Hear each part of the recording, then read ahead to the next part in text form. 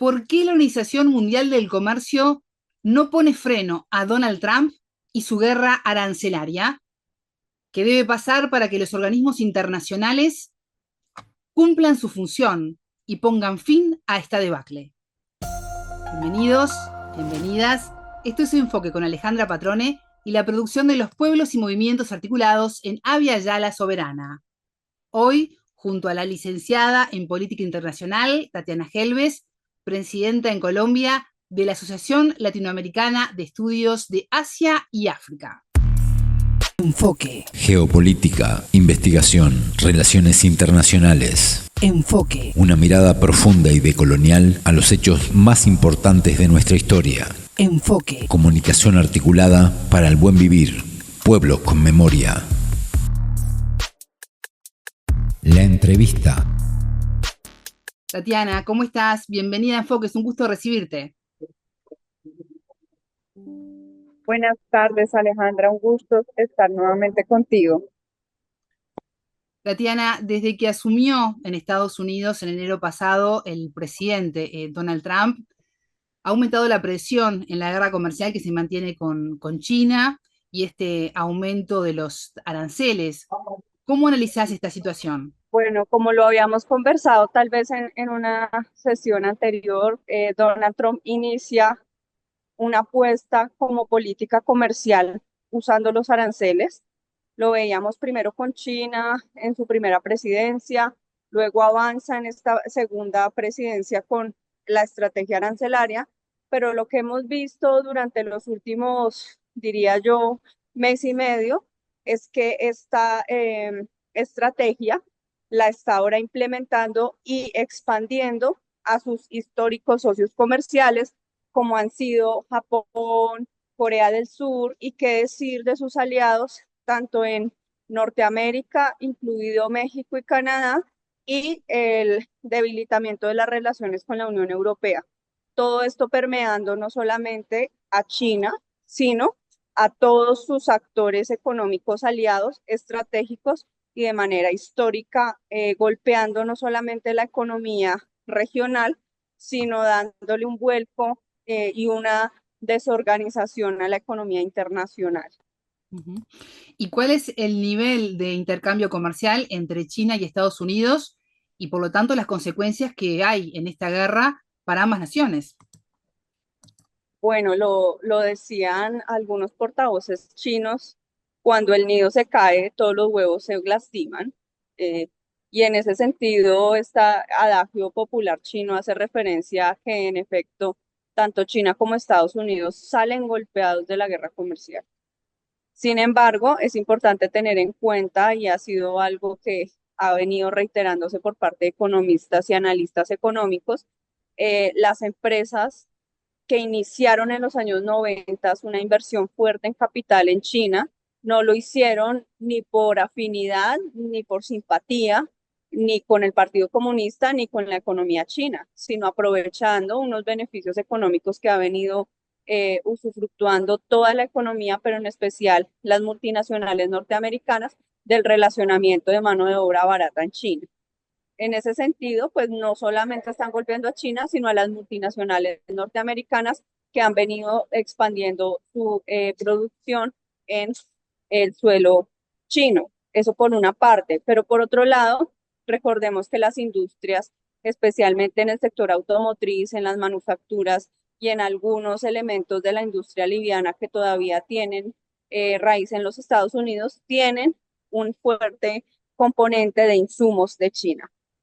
Y con la guerra comercial, pues básicamente estamos viendo que no solamente está golpeando a estos insumos, dejando a sus productores locales sin oportunidad, sino también está generando sobrecostos o aumentando los precios de los productos, porque también entra en la guerra comercial con otros actores que eran las alternativas para esa producción, llámese Indonesia, Malasia, a quien también le ha impuesto un porcentaje arancelario no despreciable. Entonces, se quedan los productores nacionales norteamericanos sin alternativas de dónde poder tener esos insumos. ¿Mm? ¿Y qué impacto tendrá todo esto en la economía mundial? Bueno, el Fondo Monetario Internacional hace unas previsiones que a mi modo de ver crítico desde el punto de vista académico, son bastante conservadoras. Creo que el panorama internacional es más desalentador de lo que muestran estas predicciones de ralentización de la economía, pero no recesión.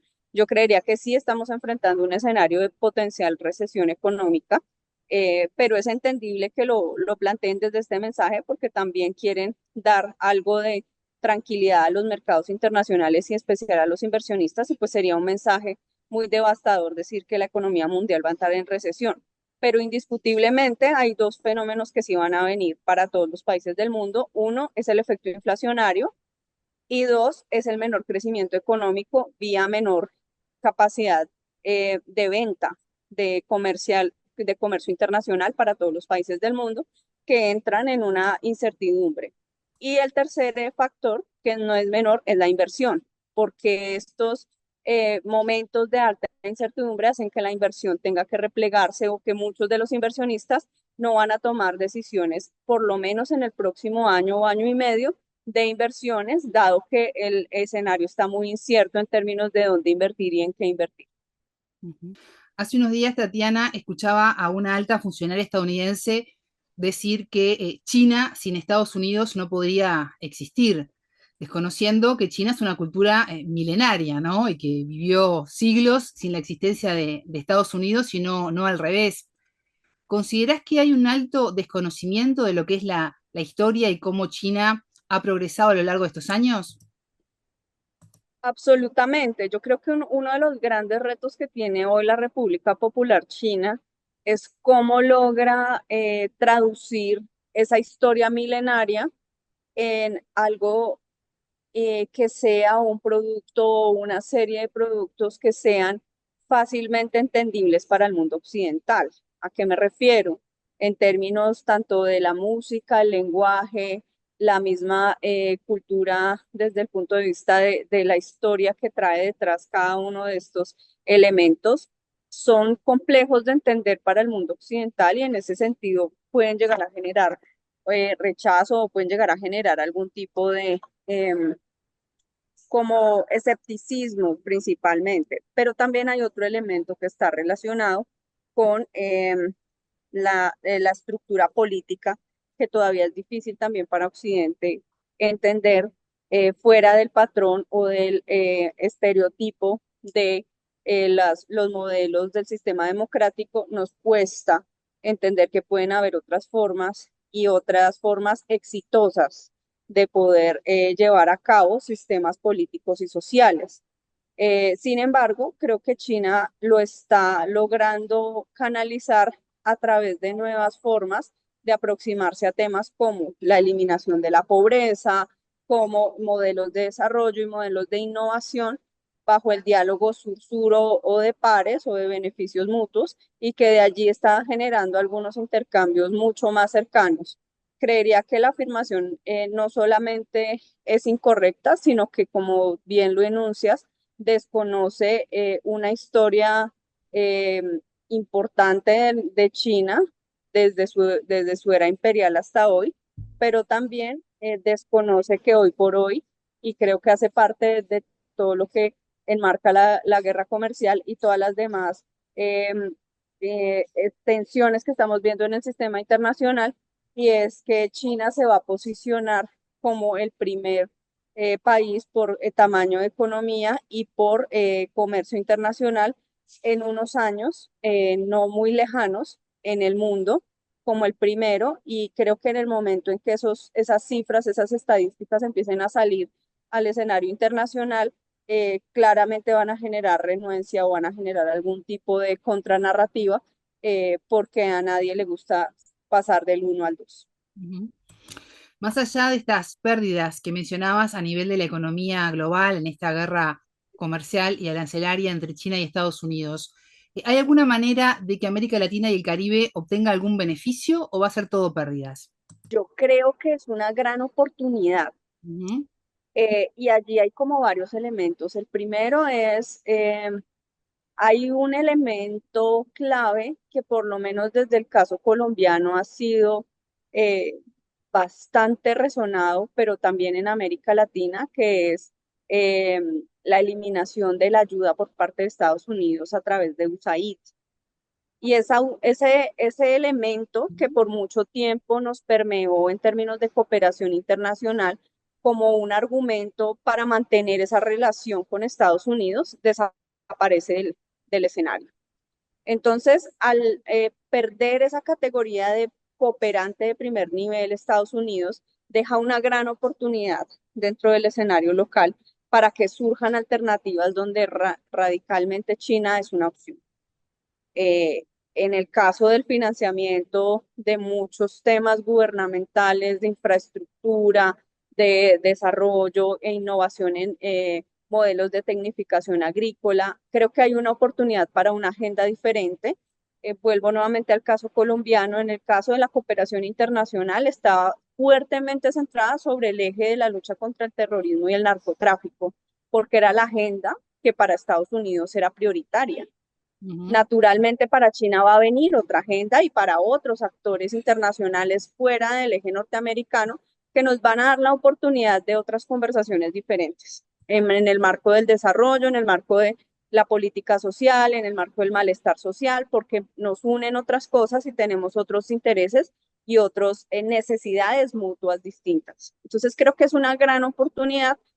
Sin embargo, pues no hay que perder de vista que los gobiernos en América Latina siguen teniendo unas posturas de derecha y unas posturas de derecha que, como hemos visto en algunos casos como Argentina, como en Brasil con Bolsonaro, pues resultan ser bastante radicales y que eso de alguna manera va a ir jugando a nivel de cómo va el ciclo presidencial y qué prioridades le trae el ciclo presidencial a ese relacionamiento con China. Entonces no es tan estable, pero claramente es un momento de gran oportunidad para repensar esos relacionamientos de cooperación y de comercio. Acercarse a los BRICS podría ser una forma de alguna manera contrarrestar todo lo que está por venir. Acercarse a los BRICS, en la cumbre de la CELAC, que Gustavo Petro refiere e invita a que se haga en Beijing, son parte de estas conversaciones que tienen estos presidentes latinoamericanos donde se cuestionan acerca de cuál es ese papel prioritario que se le debe dar a Estados Unidos. Creo que hacen parte de esos pasos por venir. Absolutamente creo que el marco de los BRICS y cada vez se va a integrar más frente a cómo se puede llegar a pensar otros marcos internacionales y claramente surge el tema de qué monedas o con qué canasta de monedas también el mundo quiere comerciar, dado que el dólar también está empezando a generar discusión frente a cuál va a ser ese rol, la volatilidad que hemos visto en las últimas semanas de las divisas internacionales, una revaluación del euro, todo esto pues va también suscitando otro tipo de conversaciones acerca de cómo se va transformando ese paradigma del comercio internacional en el mundo.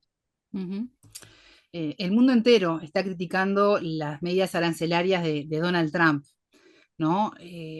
¿Considerás que puede crecer en este momento la desdolarización de la economía como una respuesta negativa a lo que está haciendo Trump en la economía mundial? Creo que el mundo empieza a buscar alternativas. La inflación en los Estados Unidos no es un tema menor. Creo que vía dólar estamos casi que importando una inflación y en ese sentido los países del mundo también se lo están cuestionando porque todos los países del mundo hoy están pendientes y tratando de salvaguardar sus economías de inflaciones altas, pero también al mismo tiempo, en la medida en que se dan los aranceles, pues se da menos comercio con los Estados Unidos.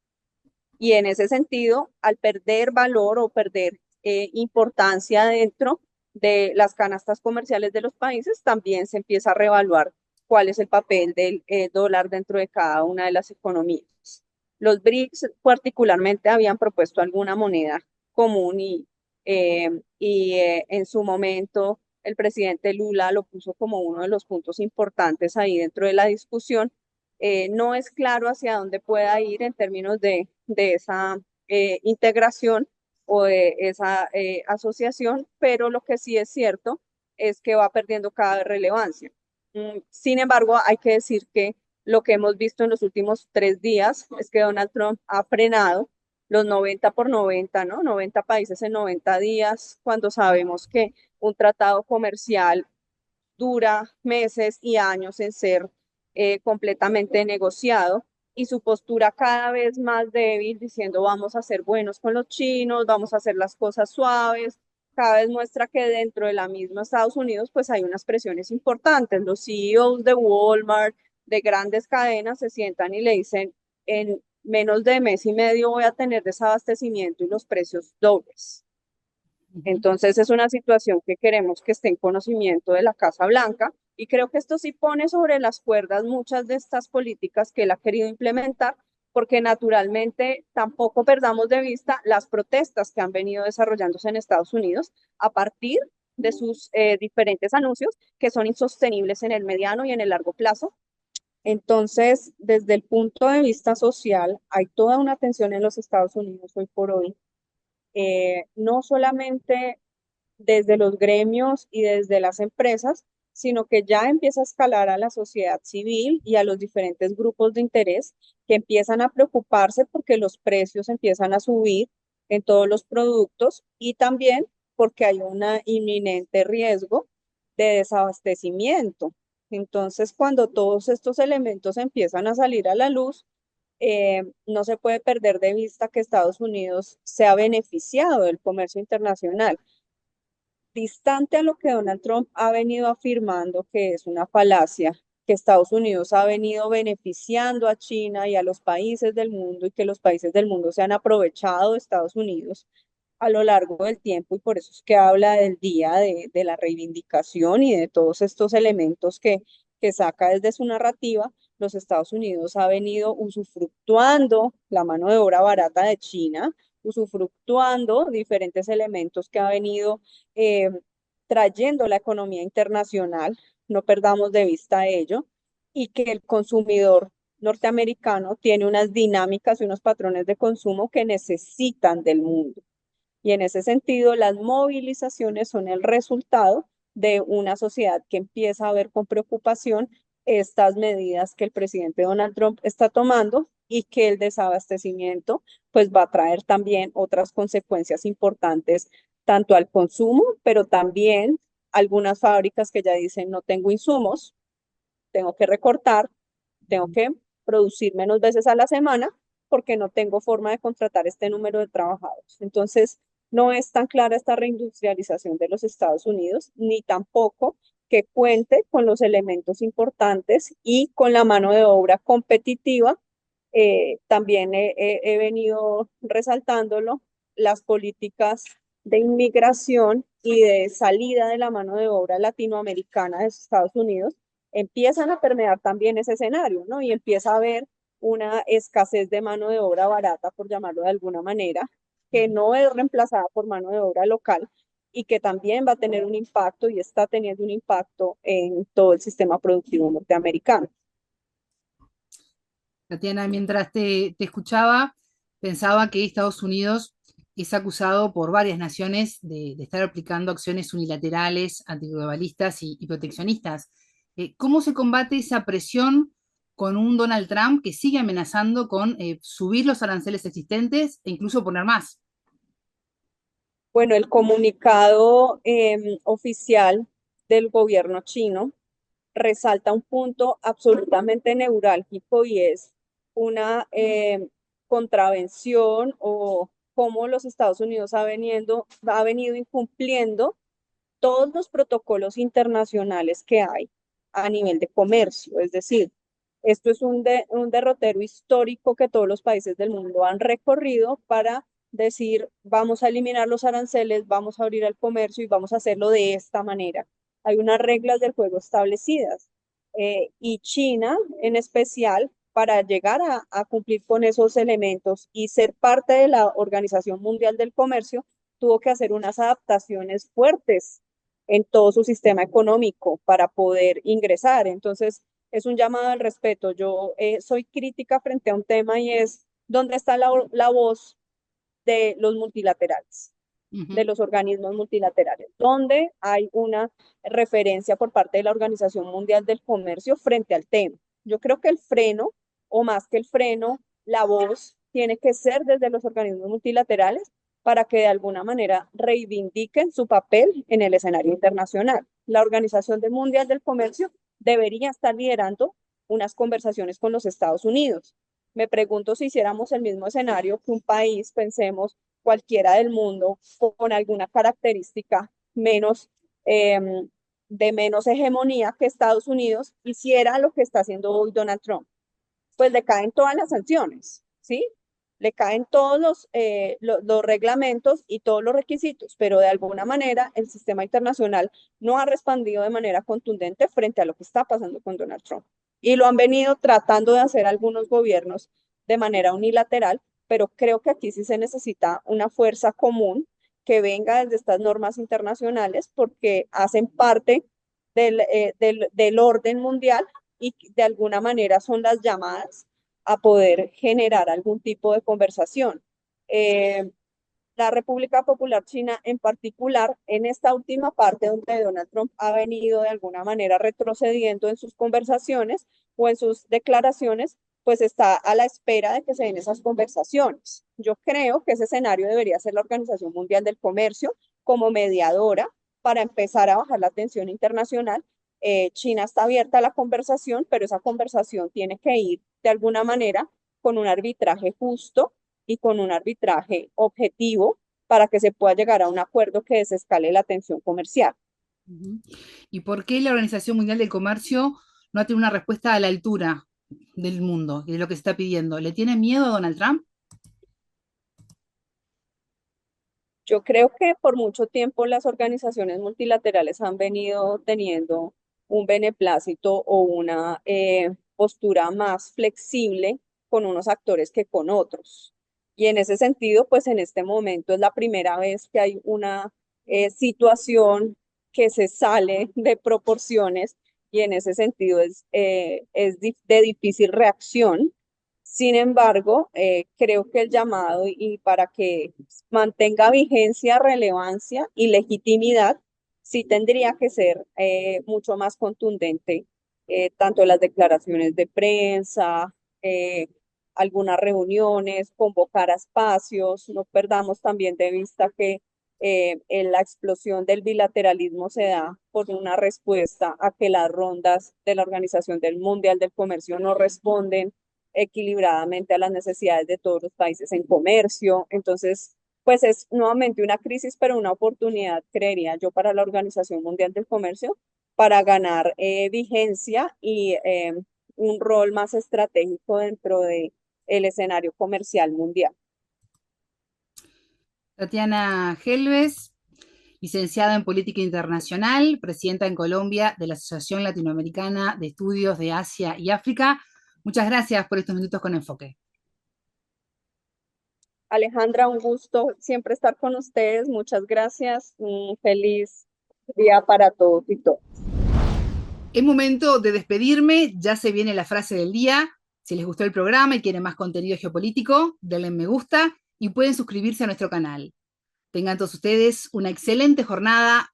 Buen día para todos. La frase del día.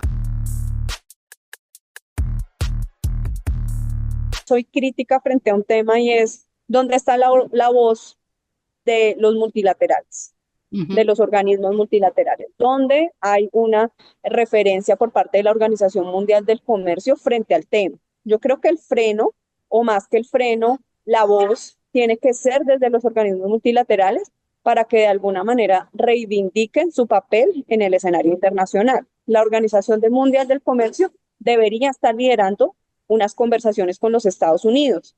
Me pregunto si hiciéramos el mismo escenario que un país, pensemos cualquiera del mundo, con alguna característica menos, de menos hegemonía que Estados Unidos, hiciera lo que está haciendo hoy Donald Trump. Pues le caen todas las sanciones, ¿sí?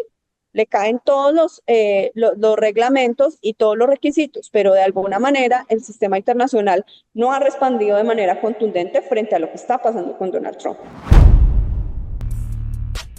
Enfoque, con Alejandra Patrone y la producción de los pueblos y comunidades articulados en Abya Yala Soberana para www.radiovictoriagt.com. Transmiten Radio Dignidad de Honduras, Codecá Guatemala, Aviala Soberana, Minca Comunicaciones de Argentina, Rondas Campesinas de Perú y Radio Victoria de Guatemala.